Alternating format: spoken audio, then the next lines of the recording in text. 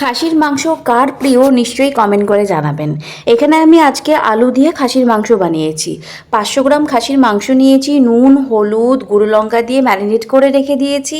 And কড়াইয়ের মধ্যে একটুখানি পেঁয়াজ নিয়েছি, পেঁয়াজগুলো একটু ভালো মতন ভেজে নিতে, তার সাথে একটু গরম মশলা বাড়িতে যত সব ছিল একটু রোস্ট করে নিয়েছি। গরম মশলার সাথে আমি একটু আদা রসুন ভালো মতন একটা পেস্ট বানিয়ে নিয়েছি, সেই পেস্টটাও কিন্তু মাংসের সাথে ভালো মতন মিক্স করে দিয়েছি। তারপরে একটা কুকারে 50 গ্রামের মতন একটু সর্ষের তেল নিলাম আর মাংসগুলো ভালো মতন ঢেলে দিয়ে মিক্স করে নিলাম। লো ফ্লেমে মাংসটা ভালো মতন ঢেকে একটু কষিয়ে নেব। তারপরে যে পেঁয়াজটা আমরা ভেজে রেখেছিলাম সেই পেঁয়াজটা একটা পেস্ট বানিয়ে মাংসের মধ্যে দিয়ে দেবো। আবার ভালো মতন একটু মিক্স করে 2 থেকে 3 মিনিটের মতো ঢেকে আমরা এটাকে একটু ভালো মতন কষিয়ে নেব।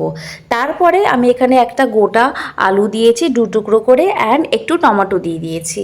এবারে আলু আর টমেটোর সঙ্গে 2 থেকে 3 মিনিট একটু ভালো মতন ঢেকে কষিয়ে আমি এখানে হাফ কাপের মতন একটু জল দিয়ে দিয়েছি। মিক্সির মধ্যে কিন্তু অনেক মশলা লেগে থাকে, আমি কিন্তু ওইটার মধ্যে একটু জল দিয়ে সেই জলটাই কিন্তু আমি মিশিয়ে দিয়েছি।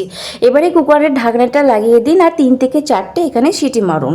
তারপরে গ্যাসটা অফ করে দিয়ে কুকারটা ঠান্ডা হওয়ার জন্য রেখে দিন। তারপরে কুকারটা খুলে একটু ধনেপাতা ছড়িয়ে দেবেন আর গরম গরম সার্ভ করবেন। রুটি ভাত তরকারি সবার সাথে খেতে কিন্তু খুব সুন্দর লাগবে। আর খাসির মাংসের সঙ্গে আলুর স্বাদটা কিন্তু একদম আলাদাই।